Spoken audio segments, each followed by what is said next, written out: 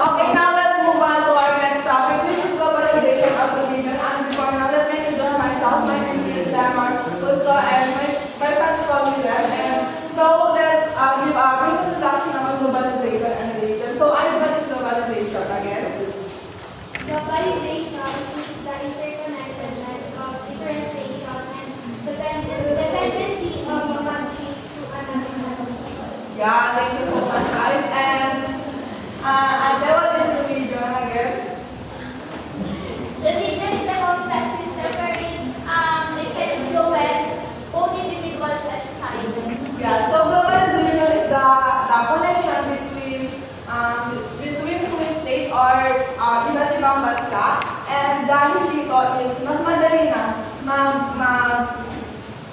maglaganap ang religion na dati ay nananatili lamang ito sa isang particular area or bansa. And dahil sa makabagong teknolohiya, nagkaroon din ng mas madali ang paglaganap ng religion at nag-share tayo ng ideas which is nagkakaroon tayo ng introduction at pwede din natin ma-adapt yung religion ng ibang tao.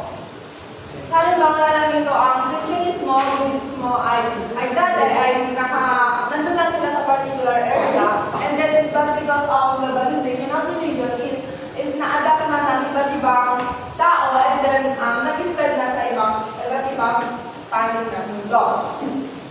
Dahil dito ay nagkaroon ng maraming religious or mas kilala natin or religious diversity. Dahil dito is, for example ako, meron akong religion na Christianity.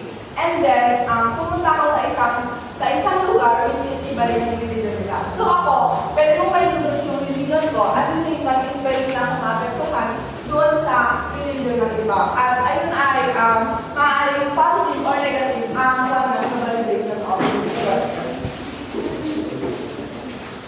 Okay, let's ang connection ng globalization, ang religion ay antagonista. Sabi ko kanina, meron itong positive impact, at the same time, meron din itong negative impact. Let us differentiate the religion and globalization. So, in religion, concerned with sacred. So, ang concerned with sacred ito, or sa Christian, ay ito yung tinatawag nating Biblia. So, mas nakatuon ang religion natin doon sa libro. Well, the globalization, so ito value at material. So, nakafocus lang sila sa material na mga banal. Okay, next is follow divine commandments or sumusunod sila sa mga utos. So, sa ating Christian talaga ito, sumusunod tayo sa utos ng Diyos. Kung saan ito naman ang ating sinusunod, while in globalization applied by human-made law. So, ang sinusunod nila ay ang mga gawa ng tao. So, sa religion natin is sumusunod tayo sa utos ng Diyos. Bawat sa mga globalization ay sumusunod sila sa laws na gawa ng tao in order to make interest para sa market nila and network. Next is assume that there is the possibility of communication between humans and transcendent. So transcendent ibig sabihin doon is above human ability. So ito yung tinatawag ng Diyos natin na meron silang kakayanan na hindi kaya ng tao. So sabi dito, assume that there is a possibility of communication na maaari tayo makipag-communicate doon sa mga transcendent na sinasabi natin. Well, the globalism is yardstick. Yardstick means pinapakalaga nila yung mga materials na meron sila. So sabi dito, yardstick is how much of human action can lead to the highest material satisfaction. So mas nasasatisfy sila kung nakuha nila ang mga materials na inaasahan nila. Let's move on to religious versus globalist. Religious people aspire to become a saint. So gusto lang nila maging santo, gano'n, or kung hindi nila maging santo, pinipilit nila parang gayahin ang mga santo. While the globalists tend to be good business person. So ang gusto lang nila is maging business-minded and mapalago ang kanilang mga business. Okay, that religious people with that qualities and a plan of power for their evidence of humanity's weakness. So ayaw nila ng mga politics dahil sabi doon ba ang kapangyarihan ng politics, sila lamang ang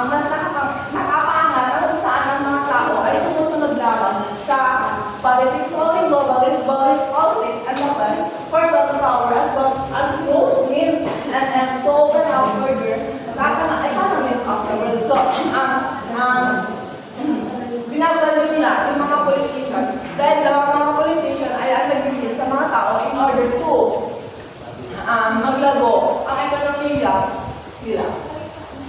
Evangelization in itself, a form of globalization. So, evangelization is, alam niyo dun sa evangelium sa Christian, so, nakikinig sila sa evangelium ng preacher nila, and yun lang ang ginagawa, dahil dito, yun ang nagsisilbing globalization nila, yun lang yung evangelium. Walang globalization focus on film of market. So, ang globalization nila is market.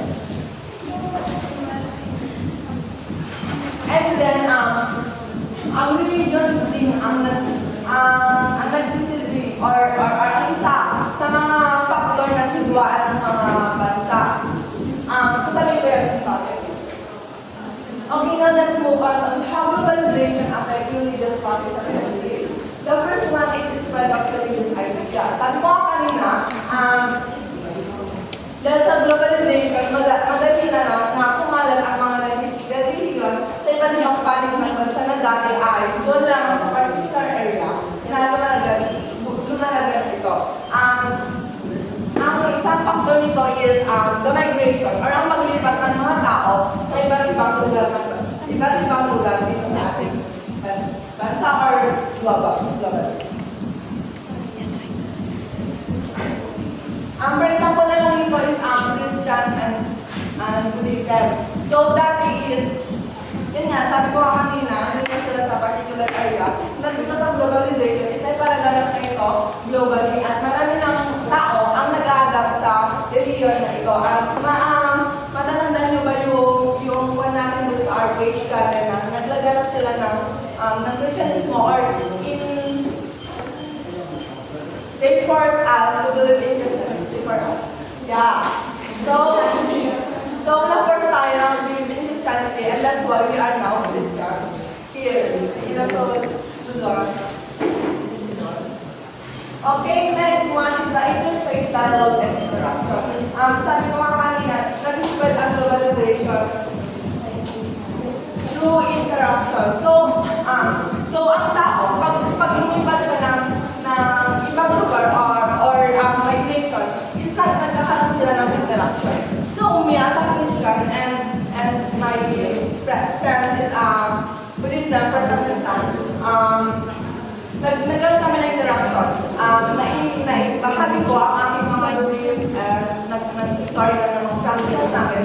So, maaari nang ma-adapt or maaari siyang maniwala sa aking mga sinasabi. At the same time, meron din akong ma-adapt sa kanya at magkaroon din ito ng malakas at paghinang paniniwala dahil lumalakas kapag nai-influence ko siya. So, lumalakas ang aking paniniwala at the same time is maaari din siyang humina dahil magkaroon ako ng instinct na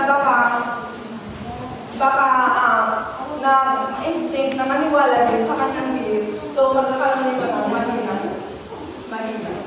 Okay, then move on to religious pluralism. So, ang globalization ay nagtutulot ng religious diversity, sabi ko kanina. For example, dito sa lugar natin, ang lugar natin is religious diversity. Bakit? Nagkakaroon tayo ng mas maraming religion dito na kung saan kahit saan naman magpunta ay meron religion na iba-iba. For example, is New York. New York is an open city. Open for any religion. And sa Manila is maraming religion doon. Nakasad naman ng doon ay may iba-ibang religion. That's we call religious pluralism. Sabi ng recognition and acceptance of multiple faiths. So, nag-a-accept sila doon sa particular area na doon ng iba-ibang religion. Unless sa ibang lugar kasi is for some instance lang, doon sa lugar na yun is dapat ganitong religion lang ang ipapalagalan. The next one is secularization and religious revivalism. So secularization is the decline of the importance of religion and religiosity. So secularization ay ang paghiwalay ng buhay ng tao sa mismong religion. Ang example nito is, paghiwalay ng simbahan sa Estado.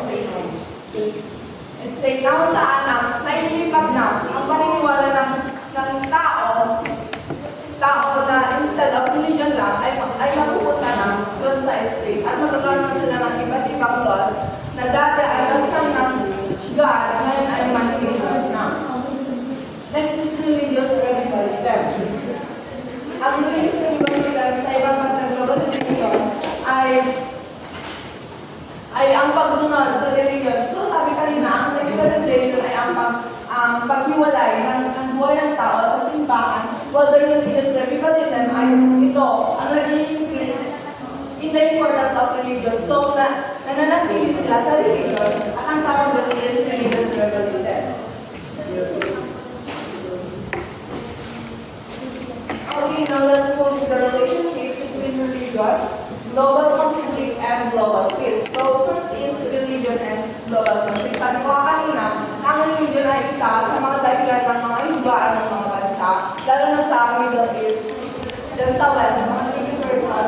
So many conflicts resulted in religious differences. Bakit? Dahil, iba, sa dahil sa force na pag-force or first influence ng mga ibang religion ay naaapektuhan ang ibang religion na maniwala sa kanila. At the same time is mapalitan ang kanilang pinaniniwalaan. So, dahil dito ay nagkakaroon ng global conflict. Ang example ito is sa Israel at Palestine conflict sa Middle East kung saan nag-aaway-away ang mga bansa dahil sa religion.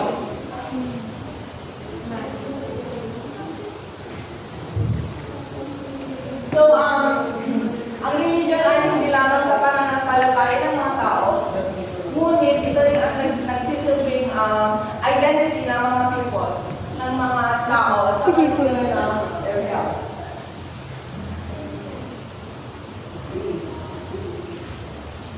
So, ang mga ibang leader ay ginagamit ang religion to influence the other people, or para mapasunod nila ang mga tao, ay ginagamit nila ang religion.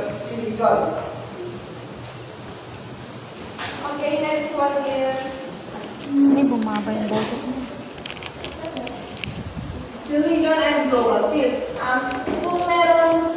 Kung religion ay nagsasalin ng global conflict, maaaring itong magsalin ng global peace. Bakit? Dahil sa mga preaching ng mga leader ay maaaring ma-influence ang mga tao. First ay compassion or ang pagpapakita ng habag. Habag is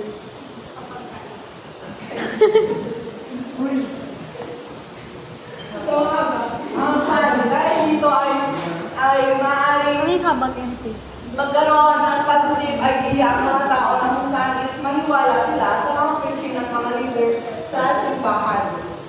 The next one is forgiveness. Dahil sa mga preaching ng mga leader sa simbahan ay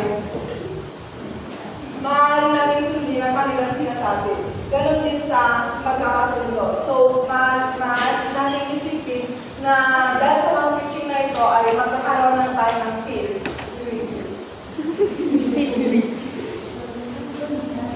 Okay, now let's move to religious diplomacy and religion. Share religious values aiming to build trust and resolve disputes peacefully. Ang mga religious leader at organisasyon ay kadalasan ginagamit bilang mediator o tagapagmagitan sa mga international conflict. For example, is Islam. Sa ginagamit ang chief religious values upang makahanap ng common ground sa pagitan ng pag-aaway ng grupo. For example, is may gulo. At maaaring makialam ang mga pinuno ng religion sa pag-conflict na yun. Or magbibigay sila ng kanilang idea and maaaring sila magsabi ng kanilang mga opinion. Halimbawa ay ang Vatican at ang ibang religious organization ay kapag lang sa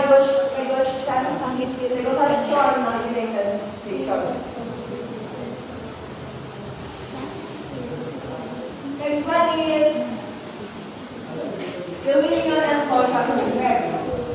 Ang religion ay nagsisilbing inspirasyon ng maraming isang palipunan na naglalayo ay sulong ang kustisya, pagkakabantay-bantay at kapayapaan. Ang mga halimbawa nito ay religious leaders na gumamit ng pananampalataya para sa social justice. Meron din, for example, si Mahatma Gandhi, gumamit ng Hindu principles para sa non-violent resistance laban sa colonialismo. So, maaaring gamitin ang religion upang dimensahan or ibahagi ang kanilang mga idea to address specific conflict. And this lang po.